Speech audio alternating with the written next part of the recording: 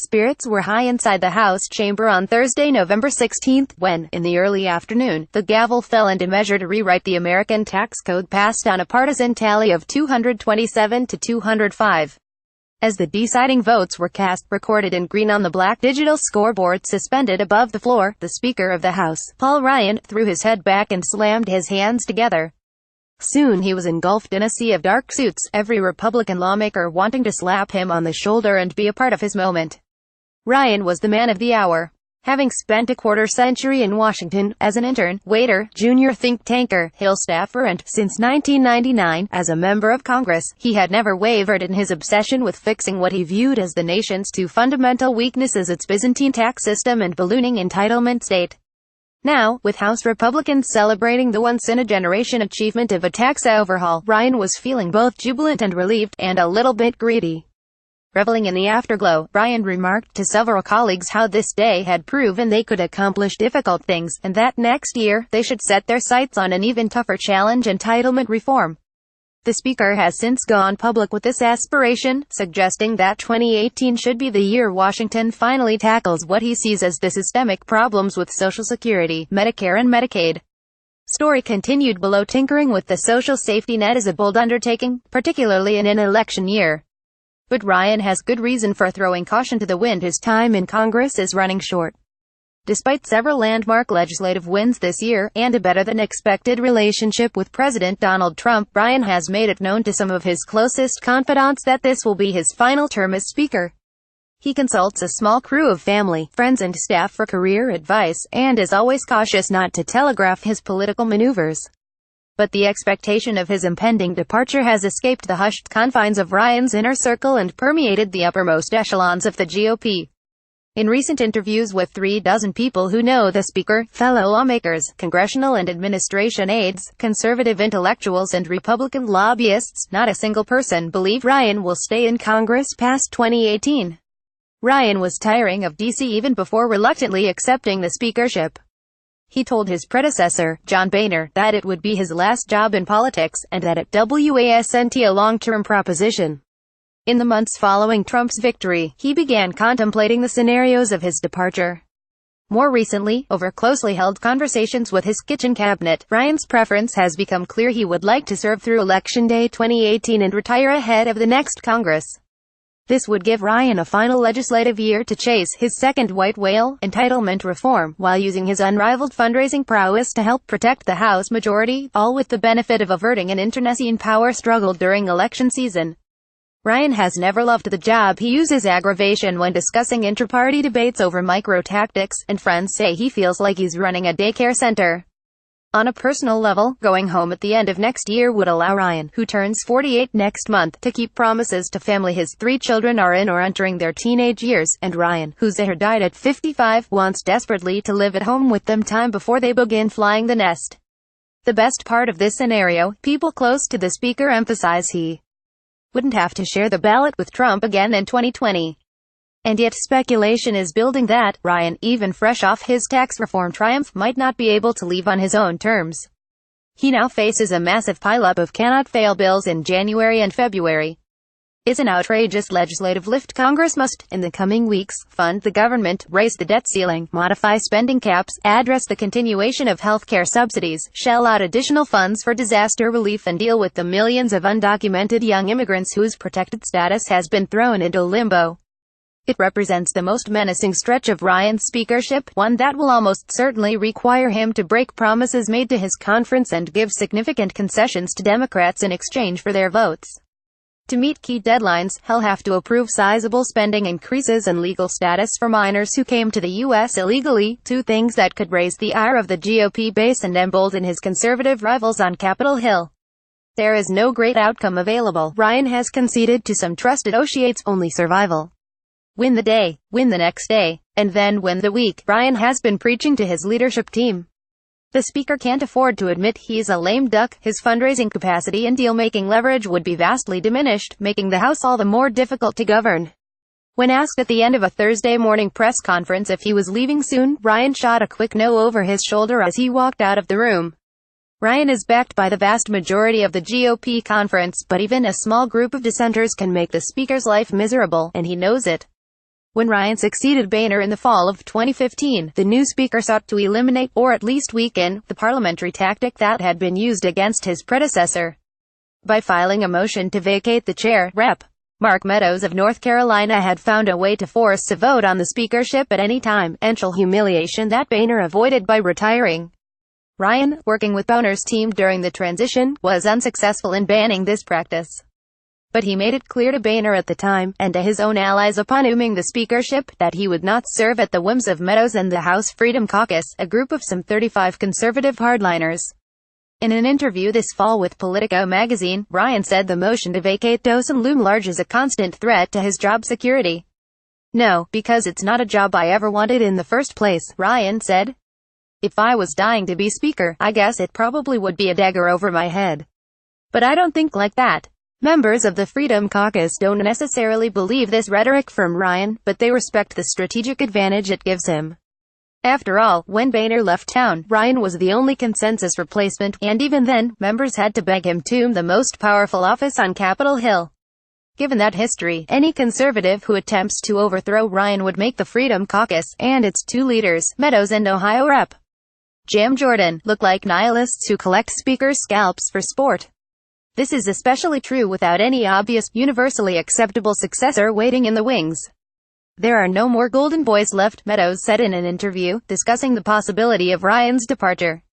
Ryan's problems are not limited to the Freedom Caucus. There is, without question, wider discontent in the conference than the speaker appreciates, with legislators across the ideological and experiential spectrums grumbling about a hyper-centralized process that gives them a vote on the floor but little else. That said, it requires a special dose of gumption to go after the speaker's gavel, and the usual suspects can be found in and on the periphery of the Freedom Caucus. These members, who have been eerily quiet for much of 2017, have begun making noise about a mutiny. The expectation of a major betrayal on Ryan's part, either on spending levels, immigration or a combination of the two, has prompted incessant chatter in recent weeks of someone filing a motion to vacate the chair, perhaps as soon as next month. This could be gamesmanship, a bluff to make Ryan feel pressured to step aside. But with a sudden, pervasive sense that Ryan might be ready to leave anyway, a motion to vacate would make sense as a test of his desire to stay on the job. Either way, the convergence of these realizations, Ryan wanting to retire after 2018, and a possible threat to his speakership even sooner, has sparked a flurry of activity in the offices of Majority Leader Kevin McCarthy and Majority Whip Steve Scalise, the two most likely successors to Ryan. Both believed Ryan would leave late next year and were therefore planning their next steps at an appropriately deliberate pace. This has abruptly changed according to multiple GOP sources. Both McCarthy and Scalise have taken recent meetings with members loyal to them who have been eager to strategize about life after Ryan. There is little chance Scalise runs against McCarthy, but the whip, knowing McCarthy lacked the votes to become speaker in 2015, prompting Ryan to accept the job, is taking careful stock of the conference, preparing to launch his own candidacy should McCarthy stumble a second time. The one person who can keep these dominoes from falling, at least in the near term, is Trump.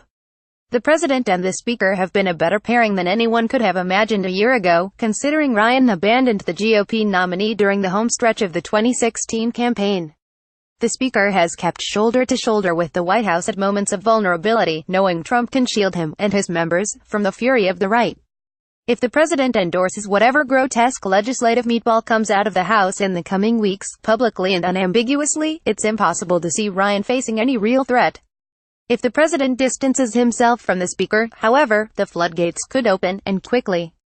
Conservatives, having whispered in the president's ear about Ryan not sharing his interests, will be in carry for cues. So too will Steve Bannon, who has been conspicuous this year in holding his fire on Ryan, an old nemesis, while laying waste to Senate GOP leader Mitch McConnell.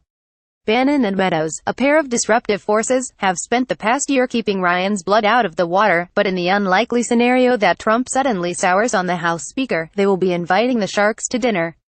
Underscoring all of this palace intrigue are some strange realities, such as the fact that Ryan's survival as Speaker might require cover from the very president who once believed that Ryan was trying to sabotage his presidential campaign.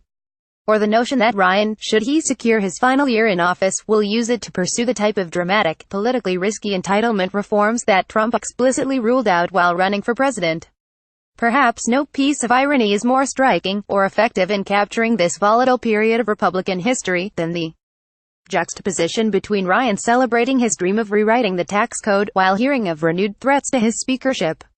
Ryan nearly walked away from Congress once before. It was November 2012, after Mitt Romney's loss to Barack Obama, and the would-be vice president found himself despondent and homesick. Ryan told his wife, Jana, that he was considering retirement. That's when Boehner called. The speaker, concerned about the stability of his conference, could not afford to lose Ryan. He promised the influential Budget Committee chairman a waiver so he could lead the panel for another 2 years. Ryan agreed, and as the sting of 2012 receded, he began to map out his political future and his exit strategy from Congress. Having run and lost a national campaign, Ryan rejected pleas to consider his own presidential prospects. Instead, he set his sights on the Ways and Means Committee. The chairmanship, which he had long viewed as a dream job, would open after 2014, and Ryan saw it as the perfect perch from which to both pursue his long-standing policy goals and influence the direction of the National Party in 2016. Ryan had it all figured out. According to interviews at the time with his friends, family and staff, he would chair the committee, help a newly elected Republican president write a sweeping overhaul of the tax code, and then ride off into the sunset. But it wasn't meant to be. Less than a year into Ryan's Ways and Means tenure, Boehner decided to call it quits. He had asked his protege several times over the previous year, since the primary defeat of Majority Leader Eric Cantor, to succeed him as the Speaker. "I gave him the Heisman every time," Ryan told Politico. The Ways and Means chairman was content to support his friend McCarthy. But the Freedom Caucus wasn't. Jordan and Meadows, concerned that McCarthy, a pragmatic Californian, would lead no differently than Boehner, made him a series of offers, their support in exchange for something from him. One of the proposals called for process reforms, including a drastic restructuring of the steering committee, which decides committee assignments and chairmanships. Another, more politically explicit offer, promised McCarthy the group's votes if he could make either Jordan or Meadows the majority leader. When McCarthy bristled, suggesting he couldn't possibly deliver what they wanted, the group told him he wouldn't have enough votes on the House floor to become Speaker, even if he had already scored an overwhelming majority in the close-the-door conference election. By signing up, you agree to receive email newsletters or alerts from Politico. You can unsubscribe at any time. Hours before that private vote was set to occur, McCarthy called Ryan to say he didn't want the job, and that really, Ryan should take it. He still wasn't interested. Only after several days of around-the-clock phone calls from prominent Republicans did Ryan open himself to the possibility. He began thinking about his conditions for accepting the job. One was family time on the weekends, which was non-negotiable. Another was support from the Freedom Caucus. Ryan had Ed Boehner struggle to contain the rebellion after the Tea Party wave of 2010. He would no-tomb the speakership over the objections of the same rambunctious members who had helped drive Boehner from office. By securing their support up front, Ryan hoped to inoculate himself against the inevitable future grumblings from House conservatives. Some Freedom Caucus members had reservations about Ryan, but others were ecstatic at his willingness to take the job.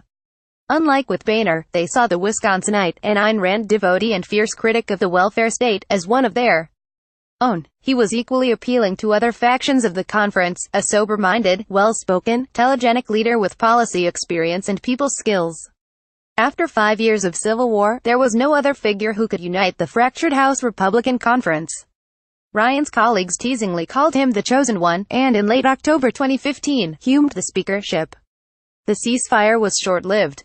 Conservatives say Ryan failed a critical first test just weeks after taking the gavel, when he refused to leverage government funding to impose new restrictions on the nation's refugee settlement program in the wake of the mass shooting in San Bernardino, California.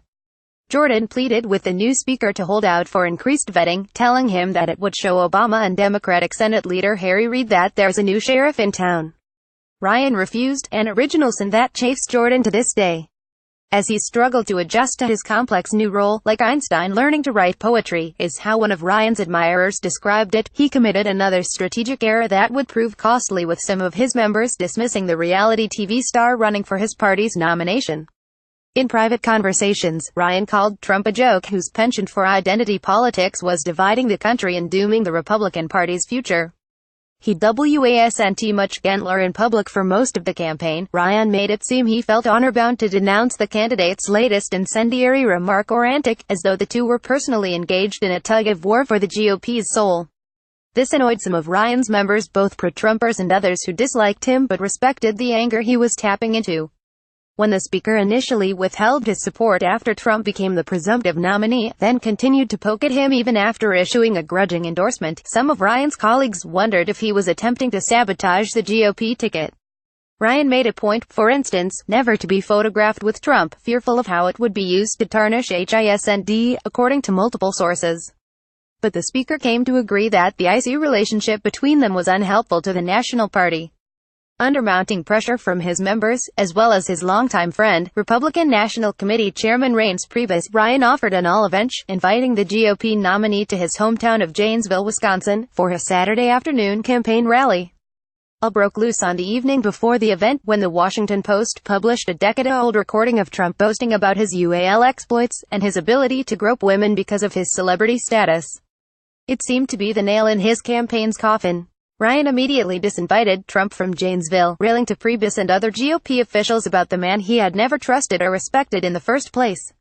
Feeling validated, and certain that his members were equally outraged, Ryan wanted to take decisive action, even entertaining the idea of withdrawing his endorsement of Trump. On an emergency leadership conference called The Weekend of the Access Hollywood tape, Ryan floated this idea as House GOP leaders debated how far to distance themselves from Trump. He would cripple their majority, the speaker said. Cutting him off might be their best hope of saving the House. It was ultimately McCarthy, who has become Trump's favored member of the GOP leadership, who talked Ryan down. Withdrawing their support, he said, according to multiple sources familiar with the call, might backfire by hurting their own members. He suggested they cool off and not act on impulse. Ryan agreed, yet somehow still crossed the line with many House Republicans when he declared, on another conference call the following Monday morning, this time with all Republican members, that he would no longer defend our campaign for Trump. That call, leaked to reporters in real time, lit a fire in the grassroots. Congressional phone lines exploded thereafter, with irate GOP constituents calling for Ryan's head. Some members began questioning the sustainability of his speakership. In late October 2016, after leaders scheduled Ryan's speakership nomination, a number of pro-Trump House members urged Ryan to postpone it so they had more time to consider if he should lead the conference. One of those was Rep. Jim Renacci, an establishment-friendly Republican who had long served with Ryan on the Ways and Means Committee. The Ohio Republicans started garnering signatures on a secret letter arguing that the conference is divided and there is no reason to hastily hold elections. Freedom Caucus members sensed an opportunity. At a secret meeting at Meadows' downtown D.C. apartment, days before the election, Freedom Caucus board members devised a plan to deny Ryan the 218 votes needed to retain his speakership. The strategy called for Jordan to serve as the sacrificial lamb, running against Ryan, not to win, but to keep the speaker from having the votes needed for re-election. The idea was that Ryan, who talked frequently and annoyingly to some members about how he had never wanted the job in the first place, would step aside to avoid the spectacle. Conservatives had already begun searching for a new speaker from outside their narrow ranks, someone who would command the respect of the conference. Rep. Mike Pompeo, then a little-known, dry-witted defense hawk who'd later make friends in high places and become Trump's CIA director, became their top choice. As Republicans schemed against their speaker, the underlying assumption was that Trump would lose and the conservative base would be out for blood, that, or Trump would win and kick Ryan to the curb. Either way, he would be finished. Less than an hour before the polls closed on November 8, 2016, Ryan made the phone call he'd been dreading. With a handful of staffers and family members lingering nearby, Ryan was patched through to senior officials at the RNC in Washington. They had been analyzing voting patterns and running turnout models throughout the day, and were prepared to share their projections with the speaker. Trump was going to go down in flames, earning just 220 electoral votes. Republicans would lose nearly 20 House seats. Democrats would retake control of the United States Senate. Exactly the debacle Ryan had feared.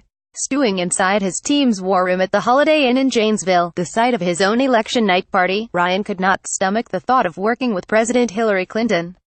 That said, he wasn't exactly thrilled about working with Trump, whose campaign, fueled by anger, resentment and nativism, was, in his view, a rejection of conservatism's highest ideals.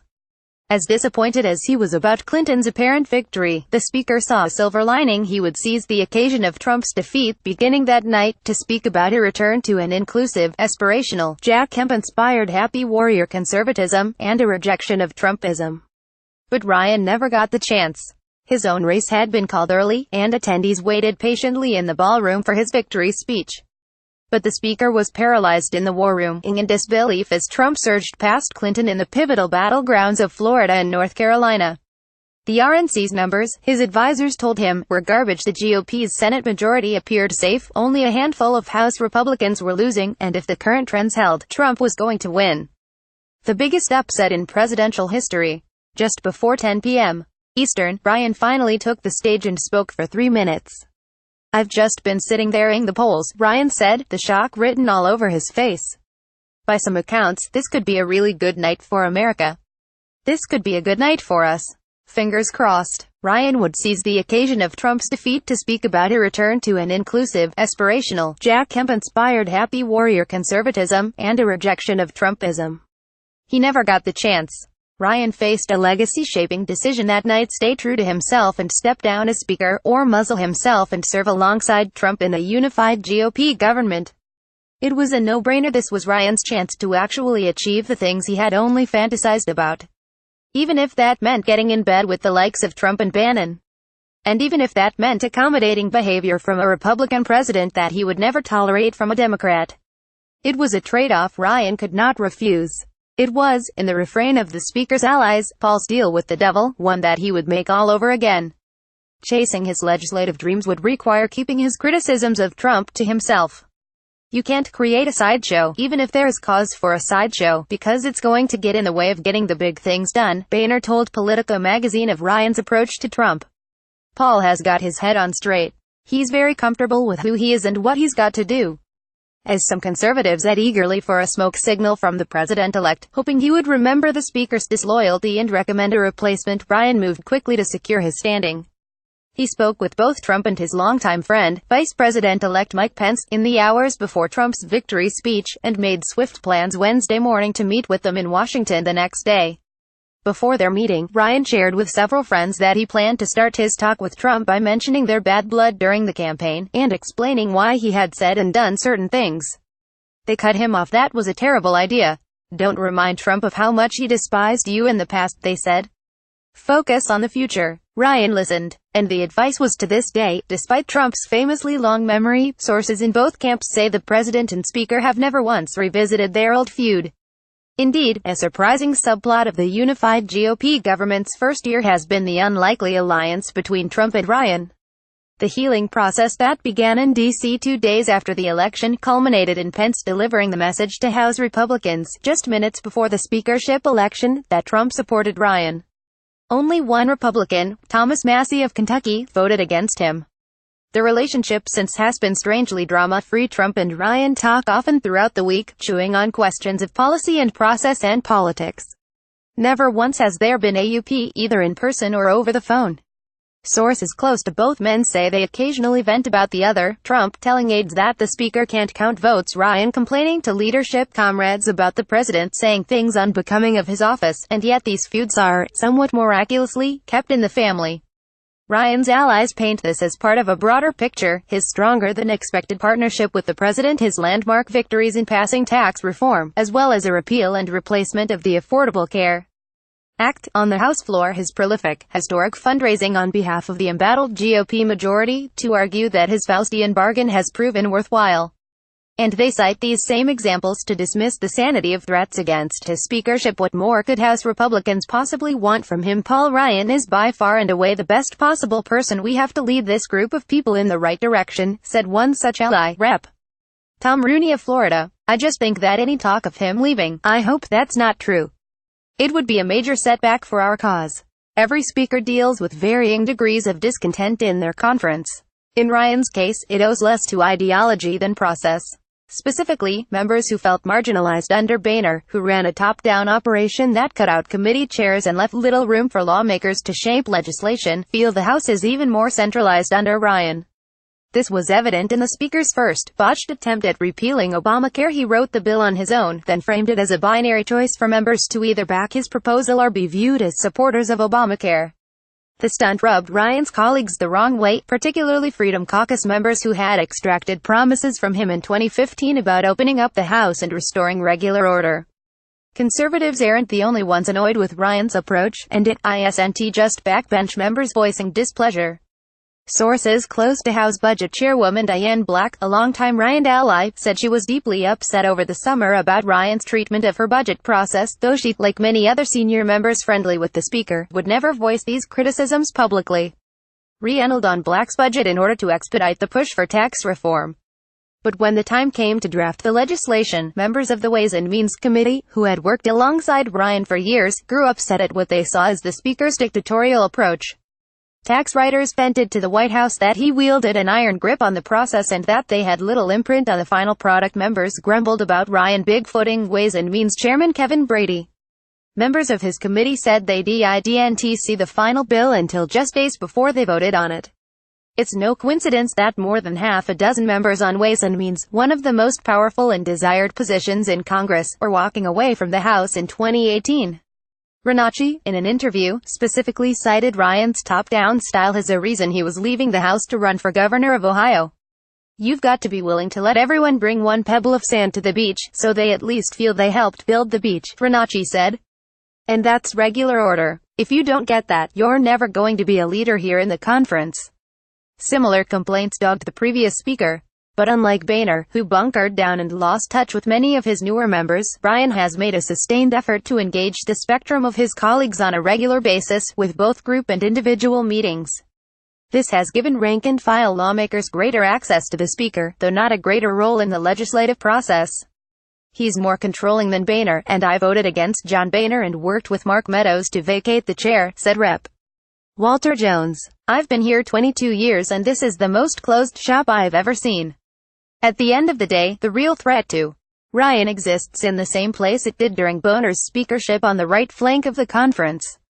Early this fall, as the tax reform battle was heating up, Rep. Walter Jones of North Carolina, a constant thorn in Boehner's side, joked to fellow conservatives that he wanted to issue a formal apology to the former speaker. Having experienced Ryan's tight grip on the House, Jones said, he now viewed Boehner as a legend, a remark that elicited laughs but also murmurs of agreement in the room. Since then, the idea of conservatives writing an apology letter to Boehner has become a running joke on the right. "He's more controlling than Boehner, and I voted against John Boehner and worked with Mark Meadows to vacate the chair," Jones said. "I'm very dissatisfied. I've been here 22 years and this is the most closed shop I've ever seen." Even so, there is no comparing the two speakers at this point. Whereas Boehner had lost all goodwill with conservatives by the time of his exit, Ryan today has strong allies on the right, even if there are an equal number of detractors. "I think Ryan has done a good job," said Republican Study Committee Chairman Mark Walker. "He to this day has my 100% support. He has to herd all these different factions and people on a daily basis, and I respect that." Ryan and his team have operated under the assumption that if Republicans enact the first tax overhaul in 30 years, much of the frustration will wane, and party-wide euphoria at the realization of their first major legislative victory will make the year-end bipartisan deals easier to swallow. But rank-and-file members aren't so sure. And they worry that Ryan's tunnel vision on tax reform has weakened the GOP's negotiating hand against the Democrats. During a recent meeting with elders of the RSC, Rep. Tom Graves, a senior member on the Appropriations Committee, argued that a mystic, hypnotic fog of tax reform had crippled the conference over the past 2 months, paralyzing Republicans from creating an effective spending strategy to advance other Trump priorities. That concern has echoed throughout the conference in recent weeks. Many House Republicans fear they will be forced to back a massive spending package that drives up the deficit, and an immigration compromise antithetical to the beliefs of the party base. During a meeting in Ryan's office in early November, Rep. Warren Davidson, the Ohio Republican who replaced Boehner and promptly joined the Freedom Caucus, held up the Speaker's Better Way pamphlet from 2016 and told him there is no DACA amnesty play in the playbook. Hoping to edge these concerns, Ryan last week summoned representatives from the conference's various factions to meet and come up with a unifying plan ahead of the December 22 deadline to fund the government. The resulting strategy, one that Ryan pledged to execute, has House Republicans sending a funding bill to the Senate next week that includes GOP priorities, such as increased Pentagon funding, but nothing for Democrats, and then leaving town and daring Senate Democrats to vote no. It's a difficult promise to keep, since McConnell needs at least 8 Democratic votes to approve any deal, not to mention that the Senate is accustomed to jamming the House, not the other way around. Ryan can see the storm clouds gathering. But people close to him insist he would never quit mid-Congress, even if passing tax reform into law provides the perfect opportunity to walk away, and even if recent accounts of UAL misconduct among House members have made the job even more stressful. Two friends say Ryan was visibly shaken after demanding that Arizona Rep. Trent Franks resign his seat, telling them, "I didn't realize slitting throats was part of my job." Two friends say Ryan was visibly shaken after demanding that Arizona Rep. Trent Franks resign his seat, telling them, "I didn't realize slitting throats was part of my job." Even though few members believe Ryan's job is truly in jeopardy, the whispers of his not fair retirement have sent various constituencies scrambling to prepare for his shakeup. Members loyal to Scholise have urged him to have a candid discussion with McCarthy about his inability to unify the conference, while McCarthy's allies have urged him to line up the president's support so it's ready at a moment's notice. Some neutral parties think Scholise has the inside track, that Trump's backing won't be enough to put him over the top, and that Scolise's already high stock has skyrocketed since he survived an assassination attempt in June. But the Freedom Caucus will be focused less on personalities than process, as in 2015, conservative members are drafting various demands in exchange for the next speaker to win their votes. This will cause eyes to roll in some quarters of the conference. But the reality is that while Ryan would surely win a hypothetical near-term battle over his speakership, the Freedom Caucus is already winning the war. This is simple math. Because of its size and willingness to vote as a bloc, the Freedom Caucus will almost certainly provide the margin to crown the next speaker. And assuming Republicans lose seats next year, with swing district moderates the first to fall, the conservatives will have even more leverage over GOP leadership in the coming Congress. In a period of particular tension a few months back, one conservative member presented Meadows with a fake draft of a motion to vacate the chair. It was meant to make light of what conservatives viewed as their sorry situation in that moment, 9 months into a unified Republican government, and still without a single legislative victory. Meadows told the member the prank was not funny. But to some members, the prospect of taking out Ryan clearly isn't a joke. It only takes one of them, eager to antagonize the leadership and win lots of headlines, to file the motion and plunge the House into temporary chaos. The question at that point becomes how hard Ryan is willing to fight to retain his speakership, and how forcefully other Republicans come to his defense. When Meadows made his attempt on Boehner, dozens of allies rushed to the former Speaker's office to strategize, demanding an immediate vote to show their strength. Ryan, who keeps a small circle of close friends, does not have any comparable apparatus of longtime loyalists determined to protect him, nor does he view his legacy in Congress as inextricably tied to the position of Speaker of the House. "You've got to remember, I'm the only guy in the modern era who didn't want this job," Ryan told Politico magazine this fall. "I did this because I had to do it. And I'm happy and I'm grateful for the job, and it's a great honor. And I feel like I was made for this moment. So I'm good with it. But I'm not a person who covets it. And I never was. So I always feel liberated by that." Whenever Ryan exits, familiar questions will resurface about whether the Republican Party is governable, and whether, in Congress, there will ever be a leader capable of uniting its tribes. Congress runs on relationships. Boehner was personally popular among members, even those who voted against his initiatives, and the same can largely be said for Ryan. But this no longer seems sufficient. Dissension in the House Republican ranks is explained not by incompatible personalities, but rather by a fundamental disconnect between the leadership and the rank and file over questions of legislative involvement and procedural transparency.